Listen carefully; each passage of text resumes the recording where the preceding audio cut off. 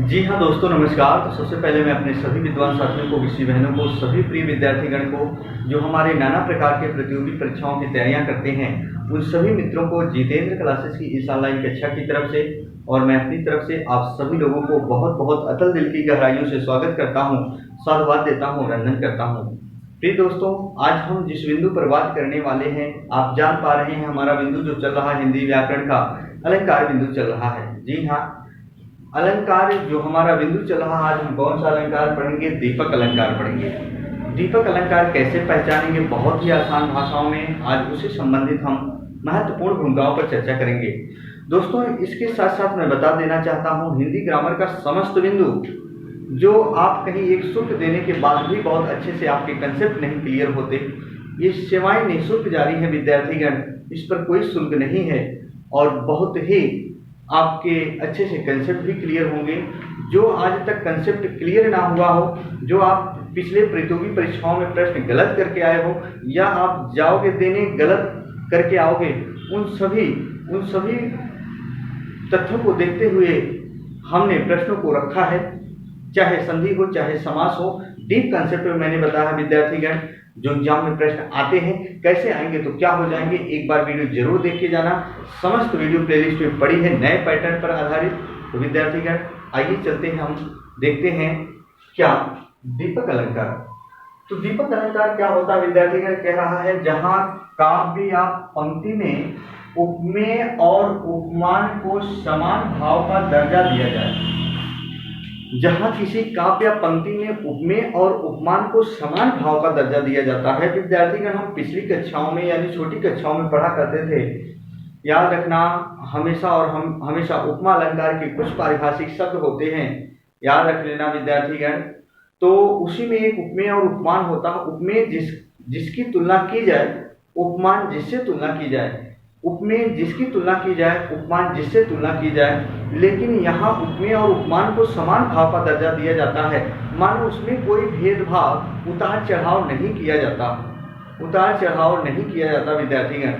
तो आइए जरा हम देखते हैं क्या कहा जा रहा है। जैसे प्रश्न है, कह रहा क्या, कामनी कंत से जामनी चंद से। कामनी का मतलब होता है विद्यार्थीगण स्त्री। कामनी का मतलब क्या होता है? स्त्री। जैसे एक स्त्री की शोभा, कंत यानी क्या होता है? पुरुष। कंत यानी क्या होता है? पुरुष। जैसे एक स्त्री की शोभा उसके पुरुष से बढ़ती है, उसके पुरुष से होती है। इस प्रकार जैसे जामनी चंद से, यानी जामनी का मतलब होता है रात। जैसे एक रात की शोभा किससे होती है? चंद्रमा से। जैसे एक स्त्री की शोभा उसके पुरुष से होती है, वैसे रात की शोभा किससे होती है? चंद्रमा से होती है। जैसे मान लीजिए खूब घनघोर रात हो, अंधेरी रात खूब हो, खूब अंधेरा हो, उसी समय यदि बिजली आ जाए, यानी आपके घर में लाइट कटी हो, बिजली आ जाए, तो देखो कैसे जो होती है घर की सुंदरता, अंधेरे की सुंदरता बढ़ जाती है। उसी प्रकार जैसे मान लीजिए खूब अंधेरा हो, मानो जैसे चांद निकलता है तो पूरे ब्रह्मांड की शोभा बढ़ जाती है, रात की शोभा बढ़ जाती है। वही कह रहा है, अरे दामिनी पावस मेघ घटा। दामिनी का मतलब होता है दोस्तों बिजली होता है। दामिनी का मतलब क्या होता है? बिजली। पावस यानी वर्षा ऋतु, मेघ घटा सो। जिस प्रकार पावस ऋतु में वर्षा ऋतु में मेघ जब बरसते हैं तो उनकी शोभा, यानी बादल जब बरसते हैं तो उनकी शोभा किससे बढ़ती है? जब बिजली कड़कती है। दामिनी यानी जब बिजली कड़कती है, याद रखना। देखो क्या कह रहा है, इधर देखो दोस्तों, कहा जा रहा है, बहुत अच्छे से समझिएगा। कह रहा भूपत सोहत दान से। भूपत सोहत दान से, भूपत यानी राजा की सुंदरता कब बढ़ जाती है? उनके दान से। एक राजा की सुंदरता किससे बढ़ती है? उनके दान से। फल फूलन उद्यान।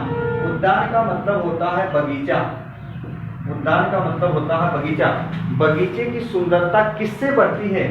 जब बगीचे में जो पेड़ और पौधे होते हैं, जब उसमें फल और फूल लगा होता है, तो उससे बगीचे की सुंदरता बढ़ जाती है। बात समझ में आ गई क्या विद्यार्थीगण? याद रखना, गलत मत करना। फल सोहत तीर्थ। फल से यहाँ ऐसे लिखना फल से विद्यार्थीगण, फल से सोहत तीर्थ जल, जल से सोहत कूप, रस से सोहत सुमन जल, बल से सोहत भूप। विद्यार्थीगण, यहाँ कहा जा रहा फल से सोहत तीर्थ जल। जब हम किसी भी तीर्थ स्थान पर जाते हैं, कहीं मंदिर पर जाते हैं, कहीं देवी देवता के स्थान पर जाते हैं, कहीं तीर्थ स्थल पर जाते हैं, तो वहाँ व्यक्ति की शोभा किससे बढ़ती है? जब वो दान पुण्य करता है, जब वो दान पुण्य करता है तो उसकी शोभा उससे बढ़ती है। कह रहा है जल से सोहत कूप, जिस प्रकार एक कुएं की शोभा किससे बढ़ती है? जल से। अगर कुआं हो उसमें जल ना हो तो उसकी सुंदरता क्या है? बेकार है। एक कुएं की सुंदरता उसके जल से बढ़ती है। कह रहा रस से सोहत सुमन जल, यानी पुष्प। सुमन का मतलब क्या होता है? पुष्प। यानी पुष्प की सुंदरता किससे होती है? याद रखना, रस यानी सुगंध से, रस यानी सुगंध से। फूल में यदि कोई सुगंध ना हो तो पुष्प की शोभा नहीं बढ़ सकती। कह रहा है बल से सोहत भूप, यानी बल से सोहत भूप। एक राजा की सुंदरता यानी शोभा किससे बढ़ती है विद्यार्थीगण? राजा के बल से। बल यानी तेज यानी ताकत से। विद्यार्थीगण याद रखना, यानी सभी काव्य पंक्ति में यहाँ शोभा की बात आई है। किसकी बात आई है? शोभा की बात आई है विद्यार्थीगण। फिर कह रहा है, जरा देखो, शीश पगा ना झगा तल में। ये देखो जो ना यहाँ वर्ण आया है ना, ये उपमेय और उपमान को दोनों को समान भाव का दर्जा दे रहा है। दोनों में समानता का भाव प्रकट करा रहा है। शीश पगाना न झगा तल में।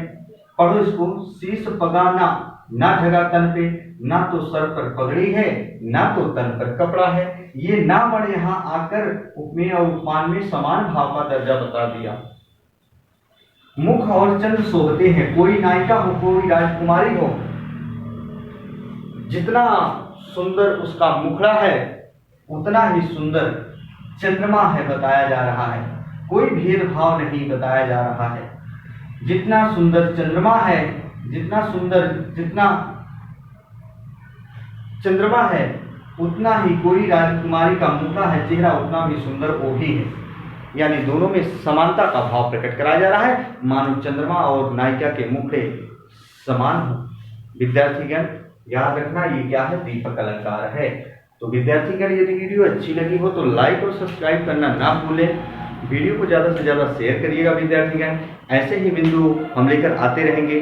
तो आज तक की मेरी कक्षा यहीं तक होगी विद्यार्थीगण। तब तक के लिए मित्रों, जय हिंद, जय भारत।